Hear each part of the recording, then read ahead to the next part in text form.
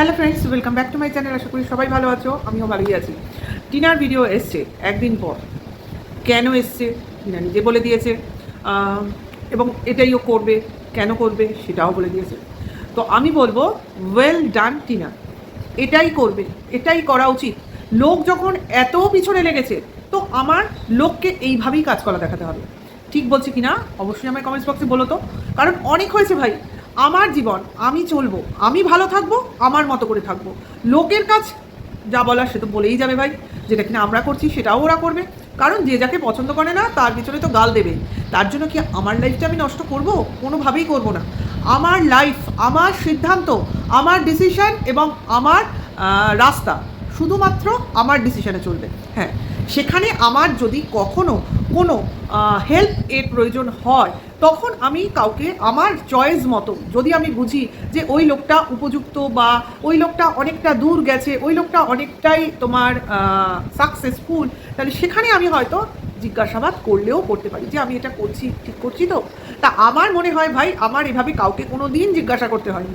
আমি মনে করেছি আমার মন যেটা চায়, আমি বলছি আমার কথা, আমার মন যেটা চায় আমি তাতে সায় দিয়েছি, এবং কোনো কিছু ডুপ্লিকেসি না করে।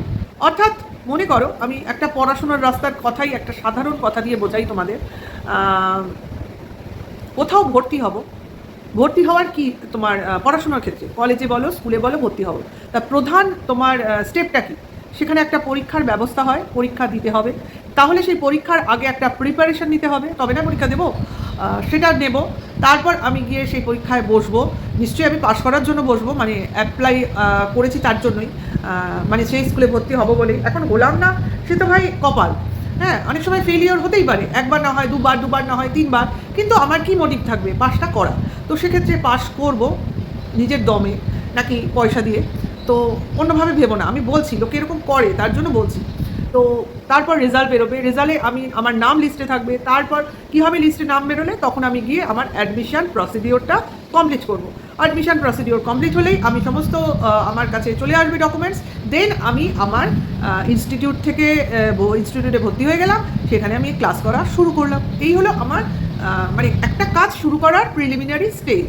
এর মধ্যে কি কোনো ডুপ্লিকেসি আছে যে আমি পরীক্ষা দিলাম না অথচ সেখানে গিয়ে আমি ক্লাস করতে বসে গেলাম? না। আমি পরীক্ষা দিলাম, আমি পাশ করলাম না, অথচ আমি পয়সা দিয়ে দেখালাম আমি পাশ করে গেলাম। এই ডুপ্লিকেসি কি আছে? বললাম কি আমি? না। অথবা আরেকটা রাস্তাও হয়, সেটা কি না, আমি কারোর কোটা থেকে ঢুকে গেলাম, আমি পরীক্ষাও দিলাম না, ফেলও করলাম না, কিন্তু কোটা ভিত্তিক ঢুকে গেলাম। সেটাও কিন্তু এক ধরনের রাস্তা অবলম্বন করা, না আমি সেটাও করলাম না, আমি ফুল প্রসিডিওর মেনে চললাম। তাহলে আমি যদি এভাবে চলি, আর কেউ যদি অন্য দুটো যে রাস্তা বললাম সেভাবে চলে, তিনটে রাস্তা বলেছি, একটা পরীক্ষা না দেওয়া, একটা ফেল করা, আর একটা কোটা, তাই সেই রাস্তাগুলোই চলে, তাহলে কারা কোন রাস্তায় সঠিক আছে বলে তোমাদের মনে হবে? তাহলে আমি কিন্তু বরাবর স্ট্রেট ওয়েতে চলেছি চিরকাল। তাতে কিন্তু আমার কাউকে কোনো সময় জিজ্ঞাসাবাদ করতে হয়নি, কারণ আমি চেয়েছি আমি যে কাজটা করব তাতে আমি যেন মনে শান্তি পাই। অর্থাৎ আমার মনে যেন শান্তি থাকে যে না, আমি কোনো দু নম্বরই রাস্তায় যাইনি। আমার এখানে হলে হলো, না হলে আমি আরেকভাবে আবার চেষ্টা করব। ট্রাই আপ তো করাই যেতে পারে, তাই না? ভেঙে পড়লে চলবে না যে আমি একবার পারলাম না, তোর আমার দ্বারা হবে না, এটা না। বারবার বারবার বারবার অ্যাটেম্প মানে আমার নিজের ফুল এফর্টটা ওখানে লাগিয়ে দেওয়া। ঠিক আছে, খুব লোকের ফার্স্ট চান্সে হয়। আমি বড় বড় পরীক্ষার কথা বলছি নাকি স্কুলের এমনি পরীক্ষার কথা বলছি, তা বলছি না কিন্তু, তার জন্য ইনস্টিটিউট বললাম, স্কুল বলি। ঠিক আছে, তো সেটাই হচ্ছে ব্যাপার। আমি টিনাকে সেটাই বলতে চাইছি যে ও যদি ওর ওয়েতে স্ট্রেট থাকে, তো আমার মনে হয় না ডাইনে বায়ে কোনো কিছু দেখার প্রয়োজন আছে। ভালো থাকার অধিকার ভাই সবার আছে। আমার সঙ্গে কেউ শত্রুতা করছে, আমার সঙ্গে কেউ নোংরামো করছে, আমার অধিকার কেউ কেড়ে নিচ্ছে, তার মানে আমি ভেঙে পড়বো না।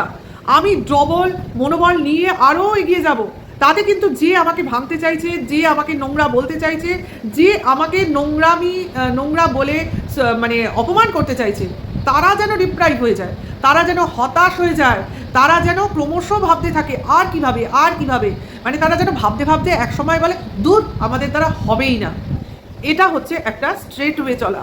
কাউকে মানসিকভাবে ভেঙে ফেলো, অপরপক্ষও তাই চেষ্টা করছে। মানুষকে যখন শারীরিকভাবে বল প্রয়োগ করে না আঘাত করা যায়, তখন কিন্তু একটা খুব সহজ রাস্তা হচ্ছে তাকে মেন্টালি আঘাত করো। এটা কিন্তু খুব মানে একটা ট্রেক্টফুল ওয়ে, যেখানে মানুষ খুব তাড়াতাড়ি ভেঙে পড়ে এবং ভাবে আর না, আর পারছি না, আর নিতে পারছি না, এইবার আমার হয় আমি বাঁচবো নয় বাঁচবো না, এরকমও হয়েছে। এরকম হয় মানুষের সাথে। দূর, আমি আর নিতে পারছি না। আমার মানসিক অবসাদগ্রস্ত হয়ে অনেকে সুইসাইড অ্যাটেম্প করে, অনেকে কাজ ছেড়ে দেয়, ঘরের কোণে এক কোণ অবলম্বন করে বসে থাকে। টিনা কোনোটাই করছে না। কেন করছে না বলো তো? অদম্য বিশ্বাস আছে ওর ওপর, ওর নিজের ওপর। আমাদের তো আছেই, আমার তো আছেই। আমি মেয়েটাকে যা দেখেছি, যা চিনেছি, যা বুঝেছি, ও ভেঙে পড়ার মেয়েই নয়।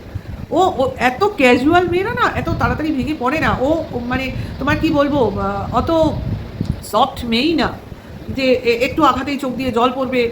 বরং আমার তো মনে হয় ওকে কেউ আঘাত করলে ও ওই সাপের মতো কণা তুলে ফেলবে। আমার ওকে দেখলে তাই মনে হয়।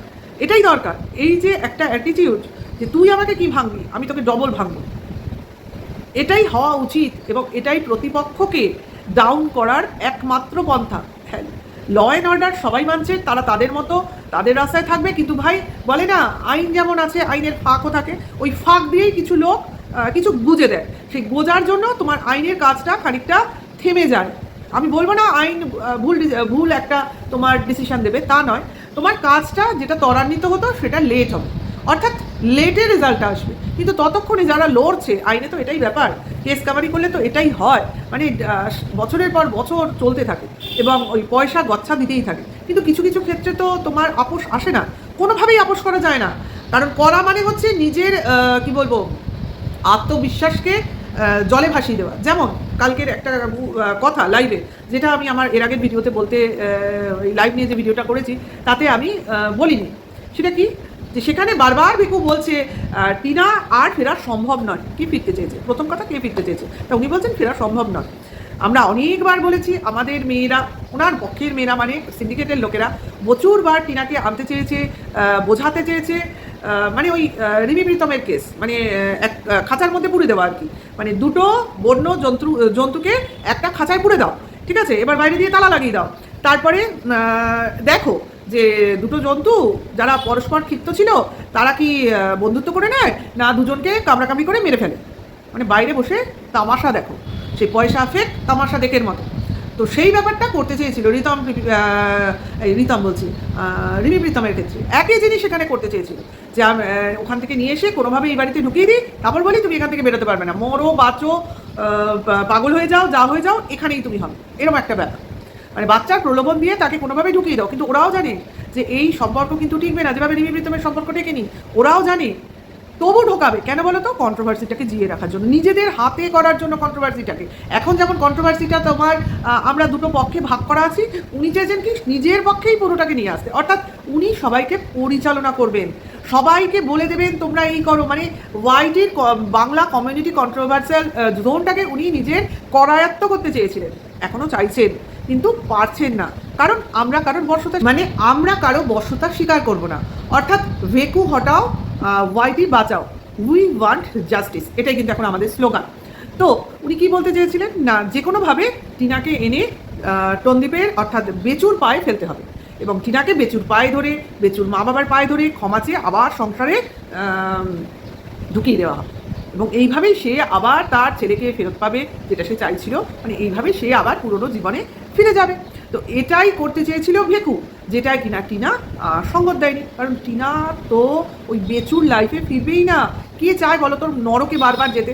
হ্যাঁ, বাড়ি হাঁকাতেই পারে, বইয়ের মানে সম্মান বিক্রি টাকায় বাড়ি ওরকমই হয়। হ্যাঁ, মানে ওই রকম পাথর বসানো বাড়ি, বইয়ের সম্মান বিক্রি করলে ওই পরিমাণ টাকাই পাওয়া যায়, ঠিক আছে। তারপর তো তোমার অনুশোচনার গিফটস, তারপরে আবার বইয়ের দেওয়া সেরা গিফটস, অর্থাৎ ছেলেটাকে ভাঙি খাওয়া এটিএম কার্ডের মতো, এবং কোনোভাবেই ওই এটিএম কার্ডটাকে হাত থেকে ছাড়তে পারছে না। কাজে এই যে জিনিসগুলো, এই জিনিসগুলো ভেকুর ওই চ্যানেলে মানে কালকের লাইভে এইগুলোই আলোচনা করা হয়েছে। কাজেই এই জিনিসটা করতে পারেনি বলে এদের যে এত বেশি কি বলবো গাত্র দহন হয়ে গেছে, এবং কোনোভাবেই টিনাকে হাতে করতে পারছে না। আর বেচুকে নানাভাবে প্রমোট করতে চাইছে, এই সম্পর্ক ওই সম্পর্ক, মানে বোঝাতে চাইছে ডিভোর্স হয়নি তো কী আছে, ডিভোর্স দেবে না তো কী আছে, ডিভোর্স দিলে যে যে জিনিসগুলো বেচু করতো সেই জিনিসগুলো ডিভোর্স না দেওয়া অবস্থাতেই করছে। কাজে কই বাত নেই, তুমি ডিভোর্স দাও আর না দাও। তা আমি তো বলবো টিনাকে সারা জীবন ডিভোর্স না দিতে, সারা জীবন ডিভোর্স না দিতে থাক, ওই অবৈধ সম্পর্ক নিয়েও বাস করুন। হ্যাঁ, কোনো অসুবিধা নেই, ওটা তো আইন সিদ্ধ, শুধু সামাজিকভাবে স্বীকৃতি পাবে না। আমরা এইভাবে কন্ট্রোভার্সি করতে পারবো। আর যেখানে বেচুও সম্মতি দিয়ে দিয়েছে, তাই না? কারণ ওকে বেচে আমরা খাই, আমাদের সংসার চলে, তো ওর ওই বউ বেচা, মানে ওই কী বলে কচু বেচা টাকায়। তো যাকে সেটা কথা না, কথাটা হচ্ছে যে টিনা ওর লাইফে অবশ্য করেই এগোবে এবং যে পথে আছে সে পথেই সঠিকভাবে থাকবে।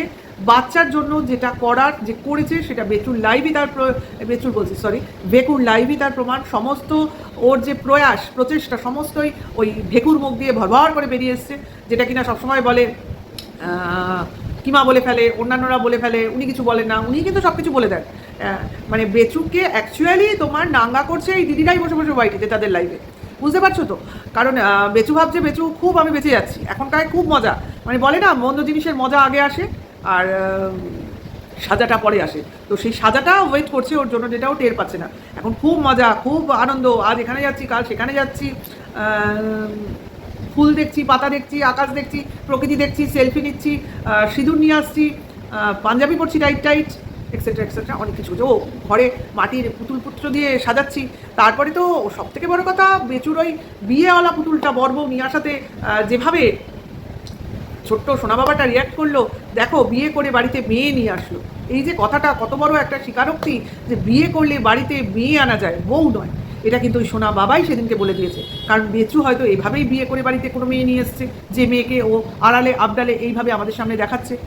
কারণ বাচ্চারা কিন্তু ভগবানের দূত, তারা কিন্তু মানে যা বলে সেটা ভগবানেরই কথা বলে, ভগবান তাদের মুখ দিয়েই কথা বলে, আমরা এটাই মানে বিশ্বাস করি, তাই না?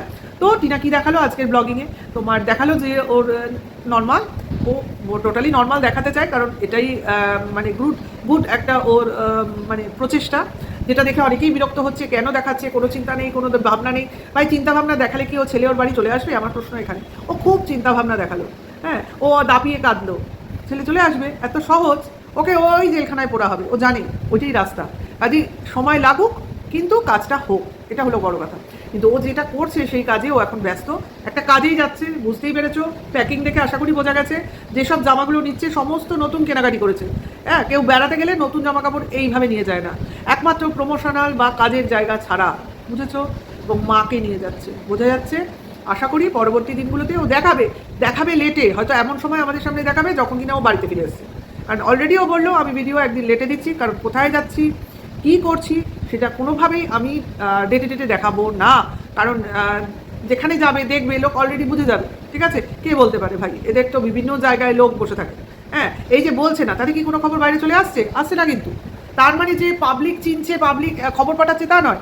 আর যেভাবে আমি যদি বলি আজকে পুরী যাবো, সাপোজ পুরী যাবো, টিনা বললো আজ পুরী যাবো, যেভাবে কথাটা বেরিয়েছিল, সঙ্গে সঙ্গে ওখানে যারা পুরীর কাছাকাছি ভিউয়ার্স আছে, অমুক আছে, তাদের সঙ্গে যোগাযোগ হয়ে গেল, না ওখানে ক্যামেরা নিয়ে বসে পড়লো। তার মানে এগুলো আগে থেকে প্রি প্ল্যান্ড হয়ে থাকে।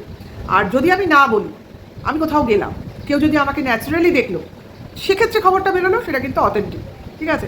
কারণ আমি যদি এতই পরিচিত হব, এতই লোকের সামনে চলে আসবো, এতই লোক আমায় চিনবে, ক্যামেরা নিয়ে আমার ছবি তোলার জন্য বসে থাকবে, তাহলে কিন্তু সেই সময়েও আমি আমার ছবি তুলবে, সেই সময়েও আমার খবর পাবলিক হবে, সেই সময়েও আমি কিন্তু লোকের সামনে আসবো। এইভাবে পেছন থেকে প্ল্যান প্রোগ্রাম করে কেউ কাউকে রিভিল করতে পারে না। এই যে আমি স্বস্তিকা সিনেমা আর্টিস্ট স্বস্তিকা মুখোপাধ্যায়ের কথা বলছি, যে বিভিন্ন জায়গায় ধর্ণা দিচ্ছেন, আজ শ্যামবাজার, কাল ধর্মতলা, তো শ্যামবাজারে যে দেবেন সেটা তো জানতাম না, হঠাৎ করেই দেখলাম। তাহলে যে পরিচিত হবে না, সে তার খবর চাপা থাকে না, সব জায়গায় সবভাবে ক্যামেরায় তাকে বন্দি করে ফেলা হয়, বোঝা যাচ্ছে নিশ্চয়ই। আমি তুলনা করছি এইটা, যে তার স্বস্তিকার সঙ্গে টিনার তুলনা করছি না, তুলনা করছি তোমার ফেমের। এই যে বলে না ওর ফটো অমুক জায়গায় সবাই ধরে ফেলছে, ভাই সেভাবে হয় না, যেটা খবর তোলা হয় না এরা ভিতর থেকে লোক লাগায়, ওইভাবে ছবি তোলো তো, ওইভাবে অমুক করো। কাজেই যদি কিছু খবর বেরোনোর থাকে বা কোনো খবর পাওয়ার থাকে তো আমরা ঠিক পাবো। আর বলা যায় না টিনা যে কাজে যাচ্ছে, বলা যায় না সেই কোম্পানির সঙ্গেই এরা নানান কথাবার্তা বলে একটা যাতা করে ফেলবে, হতেই পারে, কারণ এরা সব পারে, বোঝা গেছে?